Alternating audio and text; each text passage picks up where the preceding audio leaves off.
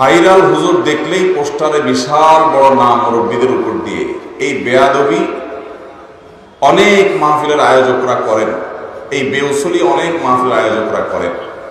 এটা যেহেতু ওলামা একরামের, সিনিয়র ওলামা একরামের মুরব্বীদের তত্ত্বাবধানে পরিচালিত একটা মাহফিল, এই জিনিসটি, এই কালচারটি এখানে নাই। এটা দেখে আমার অত্যন্ত ভালো লেগেছে। যশোরে আমার এক হামসবক ভাই একটা প্রোগ্রামের জন্য 1 বছর 1.5 বছর আগে ওয়াদাবদ্ধ ছিলাম, পোস্টার করে পাঠাইছেন। আমি যে উস্তাদের কাছে তহাবি শরীফ পড়েছি, তিরমিজি শরীফ পড়েছি, সেই উস্তাদের নাম 2 নম্বরে, উনি হলেন বিশেষ বক্তা, আর আমার নাম 1 নম্বরে, আমি হলাম প্রধান বক্তা। তো আমার সেই দোস্তকে বললাম, ভাই এই যদি হয় আপনাদের মূল্যায়ন, এই যদি হয় আপনাদের হালত, তো উম্মতের জন্য একটা বড় অশনি সংকেত। তো আলহামদুলিল্লাহ আজকে ইত্তেফাকুল উলামা ময়মনসিংহের এই আয়োজনে পোস্টারের নামের ক্ষেত্রে এই আদব এবং এই উসুল খুব চমৎকারভাবে মেনটেন করা হয়েছে। আমার নামটা অনেকের পরে, আল্লাহর কসম আমার খুব খুশি হয়েছে। কারণ ওয়াজ মাহফিল থেকে, মাহফিলের পোস্টার থেকে, মাহফিলের ব্যানার থেকে যদি সঠিক শিক্ষা না যায়, মানুষের শিখবে কোত্থেকে? তবে একটা অভিযোগের জায়গা আছে। সেই অভিযোগের জায়গাটা আমার বন্ধুবর আলী হাসান তৈয়ব ভাই নিত করেছে।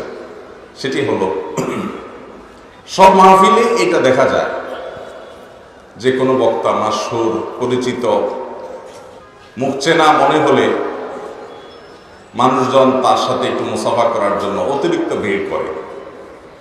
এই ভিড়টা যখন সীমা ছাড়িয়ে চলে যায়, তখন সেটা রীতিমতো আয়েব এবং দোষে পরিণত হয়। ইসলাম কোনো ব্যক্তির পূজা করার কথা বলে না, কিন্তু আমরা অনেক ক্ষেত্রে আজকাল দেখছি ব্যক্তি পূজার দিকে চলে যাচ্ছে। ওলামা ইকরামের কথা শুনবেন, তাদের পথ নির্দেশ এবং হেদায়েত গ্রহণ করবেন, গাইডলাইন নেবেন, কিন্তু তাদের পুজো করবেন না। সোশ্যাল মিডিয়ার ভাইরালের এই যুগে ব্যক্তি পূজা শুরু হয়ে গেছে।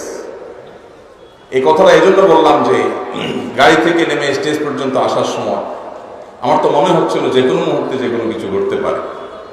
যে কোনো কিছু তো যে কোনো মুহূর্তে এমনিই ঘটতে পারে, কিন্তু হাবভাব দেখে মনে হচ্ছিল যে পায়ের নিচে কখন যে পড়ে যায়, পড়ে গেলে মনে হয় শেষ। এই যে অতিরিক্ত হুড়াহুড়ি, অপ্রয়োজনীয়, সবচেয়ে খারাপ যে দিকটা সব মাহফিলে কম বেশি দেখা যায়, সেটা হলো বক্তার সাথে মুসাফা করতে না পারলে অন্তত পিছন দিয়ে বক্তার শরীরটা আতায় দেওয়া।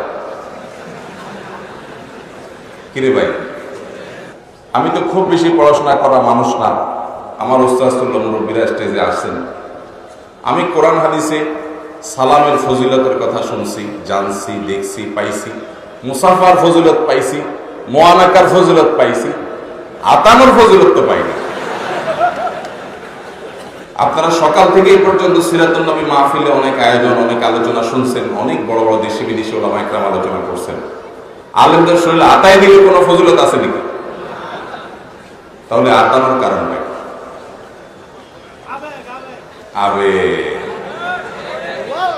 সহি অতিরিক্ত আবেগ, এটা মানুষকে গোমরাহির দিকে নিয়ে যায়। ভাই, আমাকে এত মানুষ ভক্তি করছে, মহব্বত করছে, আমার কাছে ভালো লাগাই কাজ করবে, কিন্তু আমার কাছে মনে হলো স্টেজে উঠতে উঠতে এটা আমার ত্রুটি, আমি আমার ভাইদেরকে দিন শেখাতে পারি নাই, দিন বোঝাতে পারি নাই। সবচেয়ে আফসোস লাগে যখন দেখি মাদ্রাসার তালেব ইলমরাও এই কাতারে শামিল, মুসাফা করতে পারে না, হুজুর পার হয়ে গেছে, অন্তত জামা টান দিয়ে ধরে। এই আবেগের কথা শুনে একটা ঘটনা মনে পড়ছে। এক পীর সাহেবের নদীর দোনো পাড়ে কিছু মুরিদান ছিল। নদীর উত্তর পাড়ে কিছু মুরিদ ছিল, দক্ষিণ পাড়ে কিছু মুরিদ ছিল। হঠাৎ করে মুরিদদের মাথায় একটা বুদ্ধি আসলো, চিন্তা আসলো যে পিসা হুজুরে আমরা সবাই ভক্তি করি, মহব্বত করি, হযরত মারা গেলে দাফনটা কোথায় হবে, এই পাড়ে না ওই পাড়ে? এইটা নিয়ে দোনো পাড়ে মানুষের মধ্যে ইখতিলাফ শুরু হয়েছে। তখনও পিসা বা হায়াত আছে। ইখতিলাফের একটা পর্যায়ে এক পাড়ের মানুষজন যখন বুঝতে পারলো যে তারা একটু দুর্বল, পীর সাহেবের মারা যাওয়ার পরে দক্ষিণ পাড়ের লোকরা যে পরিমাণ শক্তিশালী, তাতে আমরা বোধহয় হুজুরে এখানে কবর দিতে পারবো না, হুজুরের বরকত থেকে আমরা মাহরুম হয়ে যাব। এই চিন্তা করে তারা খুবই সন্তর্পণে গভীর রাতে পিসাবকে মেরে উত্তরপাড়ায় কবর দিয়ে দিচ্ছে। এই হলো আমাদের আবেগের হালত। এই আবেগের কোনো মূল্য আছে ভাইরা আমার? এই জন্য আল্লাহর ওয়াস্তে আমরা এগুলো কন্ট্রোল করব, নিয়ন্ত্রণ করব। কোনো আলেমের সাথে তার শরীরে কোথাও টাচ হওয়া না হওয়া, এর সাথে আপনার নাজাত নির্ভর করবে না ভাই। নাজাত নির্ভর করবে ওয়াজ মাহফিল থেকে কোনো কথা গ্রহণ করে যদি আপনার জীবনকে আপনি পরিবর্তন করতে পারেন, আমলে আনতে পারেন, হেদায়েত গ্রহণ করতে পারেন, তাহলে এটা নাজাতের জরিয়া হবে, এটা নাজাতের মাধ্যম হবে। আমরা সেটাকে বেশি ফোকাসে রাখবো, সেটাকে বেশি মনোযোগে রাখবো। আল্লাহ তাআলা আমাদেরকে আমলের তৌফিক দান করুন। আস-সুন্নাহ ফাউন্ডেশন, উম্মার স্বার্থে সুন্নাহর সাথে।